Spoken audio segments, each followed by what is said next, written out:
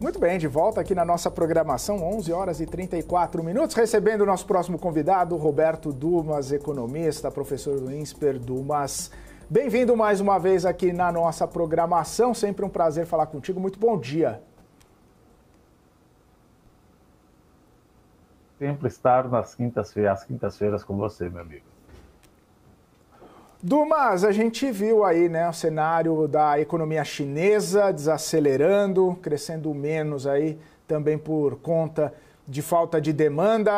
O partido, o Banco Popular da China, estimulando ou tentando fazer alguns estímulos por meio de corte de juros. Inclusive, a gente acorda hoje com a sinalização de mais um corte de juros de médio prazo para uma tentativa de estimular essa economia fragilizada da China. Eu queria entender um pouco da sua visão sobre esses sinais, sobre esses sucessivos cortes de juros, a eficiência disso e os impactos que a gente tem também, porque a gente vê algumas movimentações no Brasil, no mundo todo, com esse cenário chinês. Qual que é a interpretação, Dumas? A China vai precisar continuar dando estímulos, crescendo com os estímulos para sustentar o crescimento desejado? Veja, Felipe, vamos em partes. Respondendo a tua pergunta em relação à política monetária, sinceramente não vai adiantar nada. Você cortou 20 basis points do empréstimo de loan, depois mais 20 basis points, não quer dizer que as empresas, ou melhor, que as pessoas físicas ou que as famílias vão consumir mais. Veja, o Xi Jinping estabeleceu uma política auto-infligida completamente de querer furar a bolha dos ativos imobiliários. Ele estabeleceu isso, nós já falamos isso daqui várias vezes. Ele estabeleceu e falou: real estate, ativos imobiliários, não é para especular, é para consumir, é para você morar.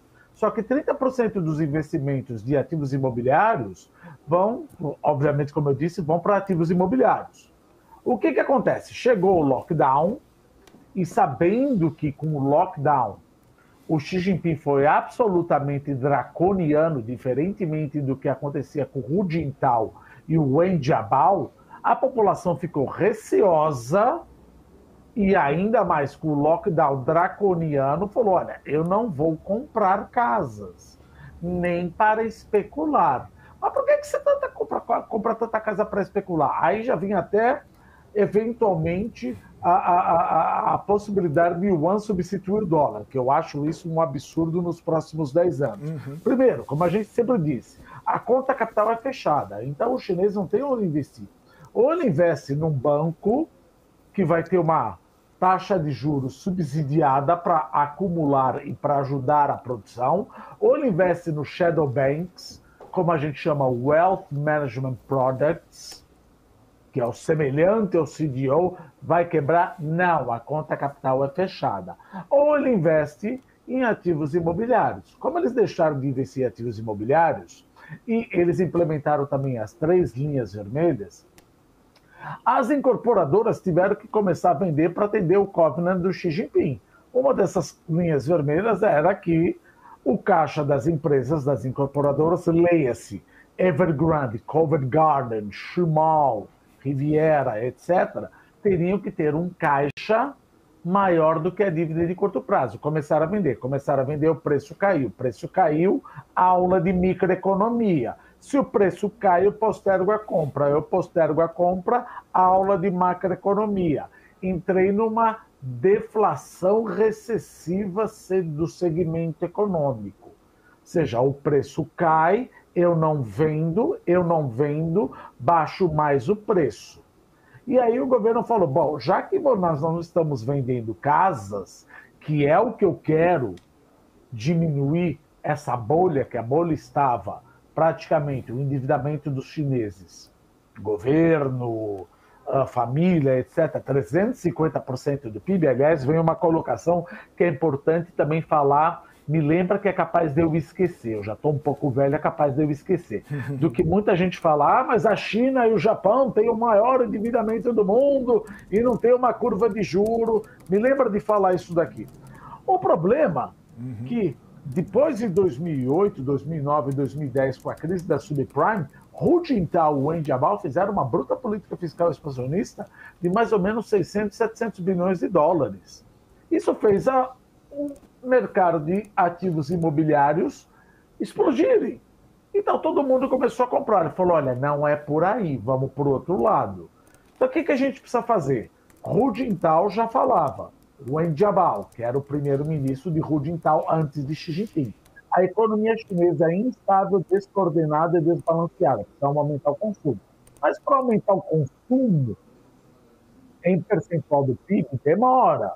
Porque precisa tirar distorções de fatores que permitem que as minhas empresas estatais continuem funcionando. Então, preciso virar o transatlântico devagar. Como não dá tempo e eu sou uma ditadura, eu preciso conquistar um crescimento econômico. Bom, o que a gente vai fazer? O Van Dijk já falou várias vezes sobre isso. Vamos mudar, então, os nossos investimentos de real estate e ativo imobiliário para a indústria.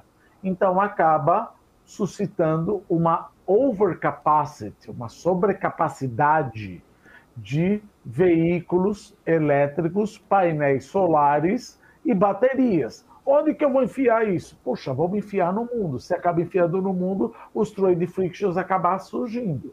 Então, eu não acho que cortar a taxa de juros vai te adiantar. Não acho que cortar a taxa de juros vai impulsionar o preço do minério de ferro, porque o Xi Jinping deixou claro, e o Xi Jinping é o líder, entre aspas, não estou querendo dizer que seria uma ditadura à la Coreia do Norte, Kim Jong-un, mas é uma ditadura. Todo mundo está com receio de comprar. Então, cortar 20 basis points, depois 20 basis points, mas também não acho que o governo queira explodir com o segmento de real estate, de ativos imobiliários. Ele quer suportar, mas não estimular.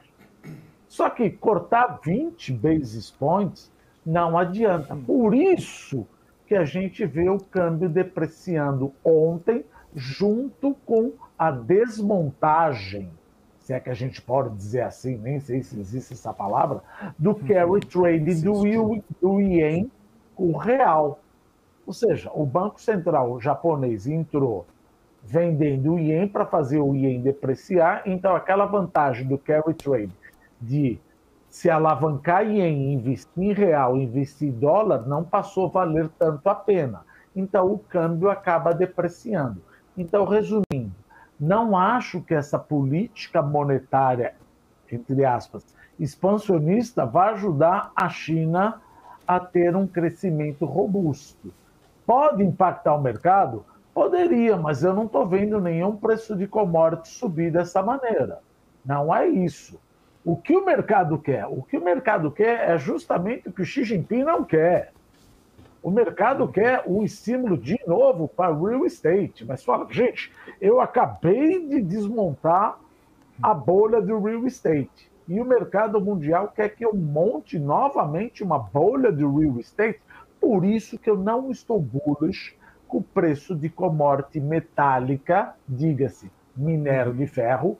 Não faço valuation, não sei qual é o valor justo, mas eu estou muito mais animado com commodities metálicas e agrícolas, porque o consumo da população está subindo, o boi China está subindo, a exportação de soja está subindo, não estou falando o preço, estou falando a quantidade. A exportação de milho está subindo, a exportação de carne de frango, a exportação de carne suína, papel e celulose está subindo, mas o minério de ferro sobe, mas não como subia em 2007 e 2008. E isso, o que acaba acontecendo também, se você me permite? Leva a uma discussão de quem será o novo presidente dos Estados Unidos. Veja, em uma semana já tiramos o Biden, vamos colocar a Kamala. A Kamala, né, que não é Kamala, é Kamala, que eu acabei de aprender aqui. A Kamala, tanto quanto Putin, os dois têm uma política fiscal expansionista. Os dois têm essa política fiscal expansionista e principalmente protecionista, principalmente em relação ao Trump, depois que ele levou o tiro, ele já havia colocado que colocaria uma tributação de 61% em cima das importações chinesas. Ora, então a China provavelmente vai acabar exportando um pouco de inflação para o mundo. Olha o risco que o Brasil e as moedas emergentes correm, sabendo que a inflação ao redor do mundo tende a ficar mais pegajosa pela briga China e Estados Unidos, porque a China quer crescer não via ativos imobiliários, mas ativos industriais, e os países, inclusive a Alemanha e Estados Unidos e outros países da União Europeia e da zona do euro, estão colocando trade frictions. Então, os preços importados da China vão ficar mais caros. Ora, se vai ficar mais caro, aquela tua meta de inflação de 2% vai ter, como o Jerome Powell fala, falta a última milha para percorrer. Batemos 3%? Batemos, mas a tua meta é 2%. Então, o Jerome Powell já tem falado várias vezes. Aquele tempo dos anos 2000, dos anos 2010, que a taxa de juros vai ser 0, vai ser 1, vai ser 2, acabou. Porque o modelo de globalização, o modelo geopolítico, o modelo de crescimento chinês, a mão cada vez mais autocrata de Xi Jinping de impulsionar as empresas e não impulsionar o real estate e tentar vender o excedente, dado que o consumo ainda não consegue ser a força motriz do crescimento econômico, acaba gerando uma inflação mais pegajosa ao redor do mundo. Ora, inflação mais pegajosa traduz-se como? Traduz-se que taxa de juro não vai ficar 0 como era nos anos dourados. E isso não é uma boa notícia para os mercados emergentes, Felipe. Principalmente porque a dívida dos Estados Unidos já está batendo 120, 122 e pode bater 150% do PIB. E a gente fala, dívida não tem problema, o problema é o custo de carregamento. O custo de carregamento está ficando alto. Que, aliás, é bom avisar que aqueles pseudo-desenvolvimentistas que falam, mas a dívida dos Estados Unidos é maior do que a do Brasil, a dívida do Japão, pelo amor de Deus, eles não se ouviram falando ainda. Quantas vezes os Estados Unidos e o Japão deram calote? Quantas vezes eu dei calote? Como a gente sempre fala, que parece um... Em 1980 a 1994, a nossa inflação foi de 12 trilhões percentuais. Meu pai comprou uma letra em 1975. Será que eu tive esse retorno de 12 trilhões percentuais? Isso foi um calote. Então é calote em 82, calote dos 12 trilhões, calote em 87, calote no plano Collor. Não quer dizer que nós vamos dar calote, mas quer dizer que eu não sou um triple A. Então significa que a taxa de juros lá fora vai ficar mais cara e que minha curva de juros aqui vai ser difícil voltar como era. É como fala, o just in time também, it's over. Não dá mais para você administrar estoques como você administrava quando o japonês falava. Porque eu posso ter uma pandemia, posso ter tudo isso. Isso tudo gera inflação. Ou seja, você tem discussões que, até anotei aqui, é um determinismo reducionista completamente divorciado da realidade. Ou seja, o Brasil precisa poupar mais? Não, porque o mundo poupa bem menos que o Brasil, então o Brasil não precisa poupar mais. Sim, mas o Brasil é um mercado emergente. Mas não adianta explicar para as pessoas que não conseguem entender isso daí. Como também diz Fábio Jambiage, temos todo o passado pela frente para cometer os mesmos erros novamente. É o que nós estamos fazendo. Ô, Dumas, até